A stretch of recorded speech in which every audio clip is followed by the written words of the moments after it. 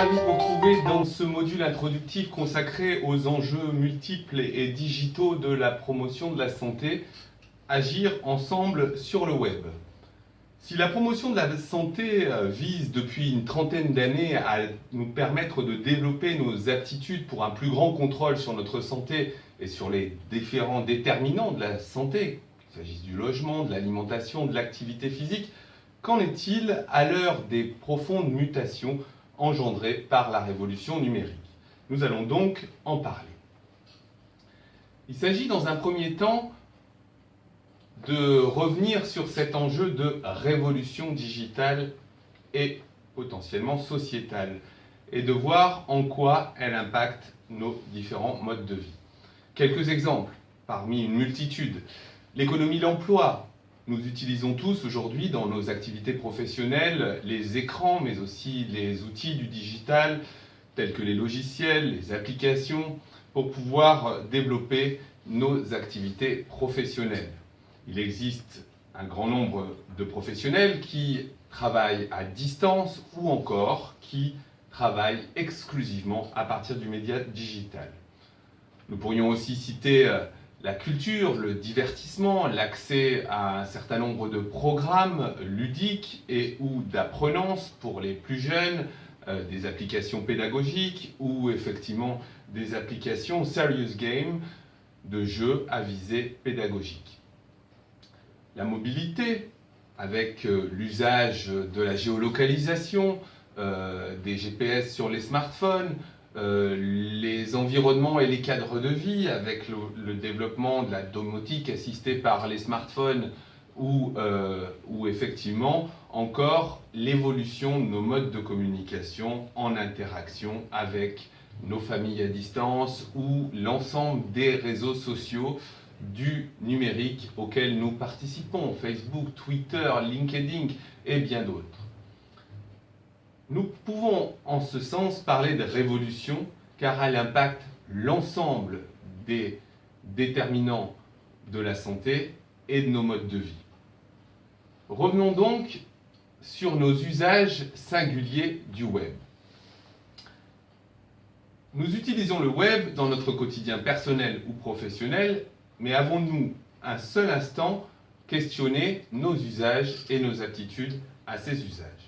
Nous pouvons classer ces usages en 9 types d'usages majeurs. L'usage spectateur. Nous sommes au quotidien confrontés à des images, qu'il s'agisse de vidéos ou de photos, mais quelle est notre aptitude à pouvoir les comprendre, les analyser et gérer nos émotions face à ces images? Certaines sont très positives, nous donnent à sourire, nous donnent à partager, à aimer, à liker, et d'autres peuvent interagir sur nos sentiments, nos émotions les plus négatives. Notre usage de chercheur. Chaque jour, pour des raisons professionnelles ou personnelles, nous utilisons les moteurs de recherche. Mais de quelle manière cherchons-nous l'information? Et sommes-nous convaincus que l'information dont nous disposons ou que nous avons trouvée est la bonne, est-elle vraie, validée et de source fiable? Le rôle de lecteur. Nous lisons un certain nombre de contenus, d'articles, mais qu'en est-il de notre capacité à les comprendre, à les analyser ou à travailler avec d'autres pour en identifier les sources et la viabilité? Si nous sommes souvent spectateurs, chercheurs ou lecteurs, nous sommes au cœur de la révolution digitale des producteurs de contenu. Nous produisons des photos, des vidéos, mais pourquoi les produisons-nous? Avec quel objectif personnel? Est-ce pour montrer une image, démontrer une situation? Quel est l'objectif de la production de ces multiples contenus? À l'heure du streaming et des smartphones comme véritable outil de production de contenu d'apprenance ou de contenu de promotion de ses activités personnelles, sportives ou de voyage, de quelle manière appréhendons-nous dans notre quotidien cette fonction producteur? Si nous produisons, nous regardons, nous sommes aussi une passerelle, des diffuseurs. Nous likons, nous partageons sur des réseaux sociaux ou à des amis, par mail, mais de quelle manière questionnons-nous la source de ce que nous partageons et l'impact potentiel sur celui à qui nous allons l'adresser. Un autre usage majeur, le ludique est au cœur des pratiques humaines. Le digital a donc développé significativement les usages de jeux, de serious games, de jeux vidéo en ligne, partagés à travers des communautés mondiales. Qu'en est-il de notre usage de joueurs? Sommes-nous en mesure de maîtriser le temps de jeu, les types de jeux, les images intégrées à ces multiples jeux, et essentiellement pour les plus jeunes? Un autre point majeur dont nous pourrons effectivement parler en matière d'impact sur la santé, est bien l'usage de consommateurs. Les outils de consommation en ligne se multiplient, des sites marchands pour pouvoir acheter tout type de produits, de l'alimentaire à la vidéo, du voyage à éventuellement des produits cosmétiques.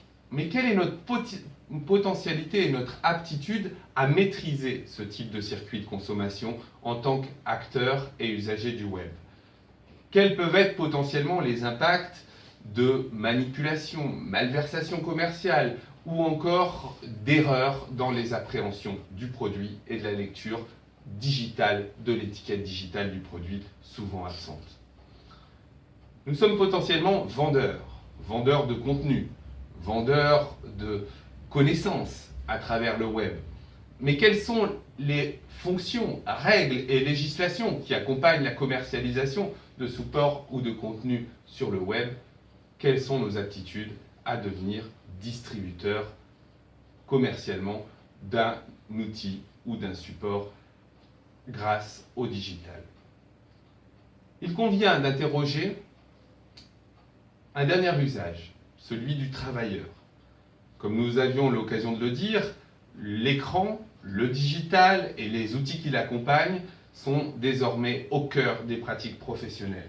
Pour certains, elles occupent l'intégralité du temps professionnel, développeurs, codeurs, infographistes, et pour d'autres, elles deviennent de plus en plus impactantes sur les organisations professionnelles et sociales, mais aussi peut-être donc sur la santé de ceux qui travaillent. Il est donc nécessaire d'identifier en chacun d'entre nous nos aptitudes et nos usages à travers ces 9 angles de la vie quotidienne pour comprendre notre usage du digital. Tous ces usages constituent donc des déterminants majeurs de notre santé.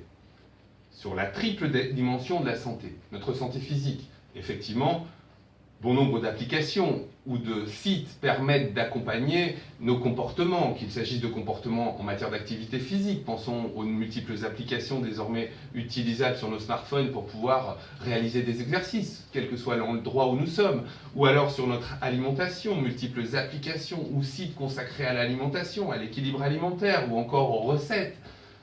Mais quels peuvent être potentiellement les impacts négatifs de ces usages sur notre santé? 2 exemples. Lorsque nous utilisons nos tablettes, nos smartphones, quelle est notre posture, quelle est notre position? Il n'est pas rare pour certains, y compris pour les plus jeunes, que nous utilisions le smartphone sur un canapé ou allongé sur un lit. Mais avons-nous contrôlé la posture alors qu'il s'agit peut-être d'un usage de plusieurs dizaines de minutes, voire de plusieurs heures? Il existe aussi ce rapport à la vue. L'écran sollicite sans cesse notre vue, et parfois dès le plus jeune âge. Comment contrôlons-nous et aménageons-nous une ergonomie qui ne porte pas impact à notre vue et à nos aptitudes visuelles? Une deuxième dimension, la dimension psychologique, le ressenti et les émotions que peuvent procurer chez chacun d'entre nous les usages du web. Les images que nous regardons, sont-elles positives, négatives? Et quels peuvent être potentiellement les impacts? Et plus particulièrement chez les plus jeunes. Le 3, 6, 9, 12, ou règle fondamentale d'appropriation des écrans pour l'enfant, vise à accompagner une structuration des usages les plus adaptés aux impacts possibles sur la psychologie et le développement de l'enfant. Bien évidemment, on parle de social media, et dans social media, il y a social. Le web est donc un outil du développement social et des relations et de la sociabilisation de l'usager. Nous utilisons tous des communautés d'amis, communautés professionnelles, communautés éventuellement de divertissement ou de centres d'intérêt. Quelle est notre attitude à rentrer dans cette relation digitale et dans cette sociabilisation digitale? Disposons-nous des codes, mais ou au contraire, sommes-nous dans un terrain ou un processus d'isolement lié à des non-aptitudes ou à des non-envies d'utilisation? Par ailleurs, ces communautés, fondées sur la relation même des humains, peuvent générer de multiples conflits. Conflits d'intérêts, conflits discriminants ou encore jugements dits à l'emporte-pièce. Il s'agit donc de questionner à travers les 3 dimensions de la santé notre niveau de confort digital et nos aptitudes à le renforcer.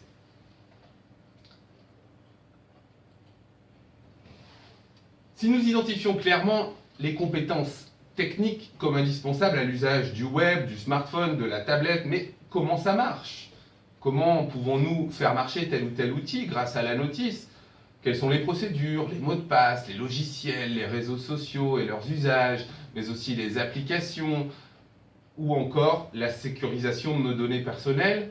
Il ne faut pas oublier qu'une grande majorité des Français, et y compris les plus jeunes, utilisent le web sans avoir disposé de formation initiale en ce sens et se forment donc, comme nous pourrions dire, sur le tas. Quels en sont potentiellement les impacts? Si nous identifions ces compétences, il s'agit avant tout de revalider le fait que les compétences et aptitudes indissociables de la pratique de l'interaction avec le web sont donc les compétences psychosociales, plus particulièrement détenues par l'adulte. Qu'il s'agisse de résoudre les problèmes, de savoir gérer le stress, gérer ses émotions, comme nous en parlions tout à l'heure, ou avoir une pensée critique sur les contenus, il est important de rappeler que l'adulte doit disposer des compétences psychosociales, mais avant tout reconnaître que l'enfant, même s'il est impressionné par les aptitudes possibles de son enfant ou des plus jeunes en matière digitale, technologisante et ou autres, sont des jeunes en devenir, en développement de leurs aptitudes et compétences psychosociales indispensables et incontournables au niveau des usages du web. Il s'agit donc pour l'adulte de renforcer cet accompagnement en matière de développement des compétences psychosociales à l'usage du web. Revenons sur 6 compétences incontournables au vu de ces réalités d'usage pour l'e-promoteur en santé ou celui qui va souhaiter accompagner les individus pour un plus grand pouvoir au cœur du digital sur leur santé globale. 6 compétences sont incontournables.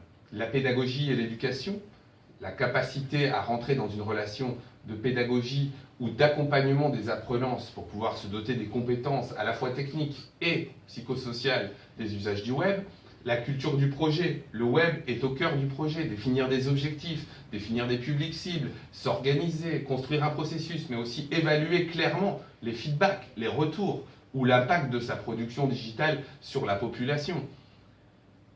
Un 3e point incontournable, la médiation. La médiation, à l'heure des communautés, à l'heure où la plupart des sites se transforment en communautés, en blogging de communautés, implique une capacité à la médiation. Médiation entre des intérêts multiples, médiation entre des origines multiples, médiation entre des envies multiples.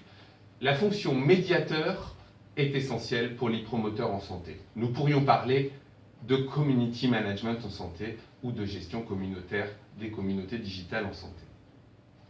Un 4e point essentiel, s'il s'agit d'interagir sur le web, il s'agit avant tout d'être en capacité de faire une passerelle entre le web, le virtuel et le réel.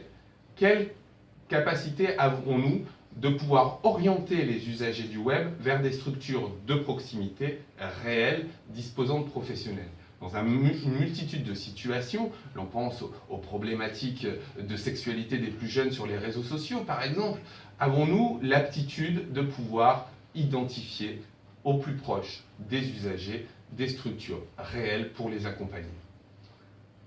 La technicité. Bien sûr que la technicité est au cœur des pratiques.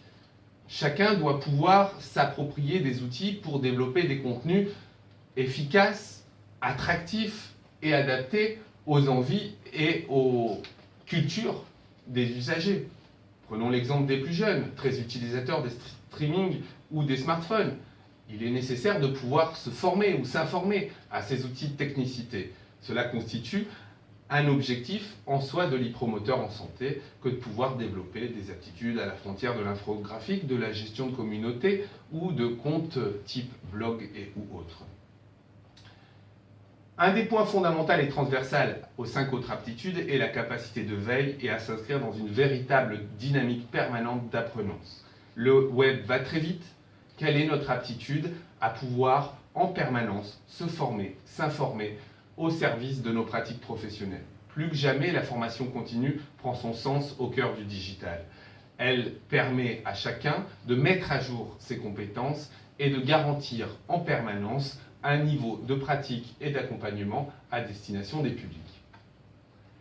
Pour garantir ces 6 points, le promoteur en santé doit pouvoir donc développer un trinôme de compétences et le renforcer en permanence.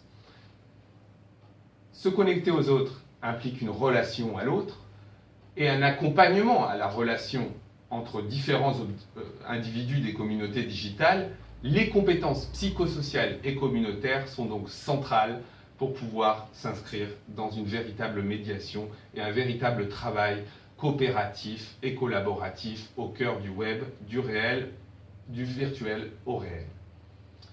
Les 2 piliers de ces démarches organisationnelles, coopératives, partenariales sont l'apprenance ou l'aptitude de chacun à susciter sa propre curiosité, son investissement, une veille et surtout une adaptabilité aux changements multiples.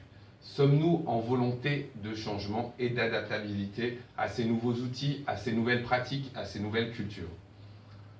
De nombreux outils nous permettent aujourd'hui de se former régulièrement à travers le web. Les tutos permettant de comprendre les outils, mais aussi les MOOC, les Massive Online Courses, ces cours ouverts au plus grand nombre, quelle que soit notre origine, notre niveau professionnel, notre niveau scolaire, pour pouvoir se former.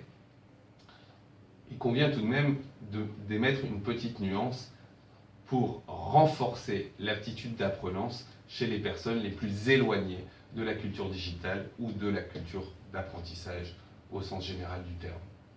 Finissons donc sur un des points, comprendre pour agir. Il est bien connu que la culture digitale est issue d'une culture anglo-saxonne, avec ses terminologies. On parlait de MOOC, on pourrait parler de web, ces mots intègrent des cultures diverses et s'approprient de manière diverse en fonction de nos cultures, nos pratiques, notre compréhension de la langue anglo-saxonne ou des cultures qui l'accompagnent. Il convient donc de développer un intérêt pour la culture digitale, un intérêt réfléchi, pensé collectivement. De quelle manière le digital est un outil au service du mieux-être. Il s'agit donc de développer une aptitude à la communication.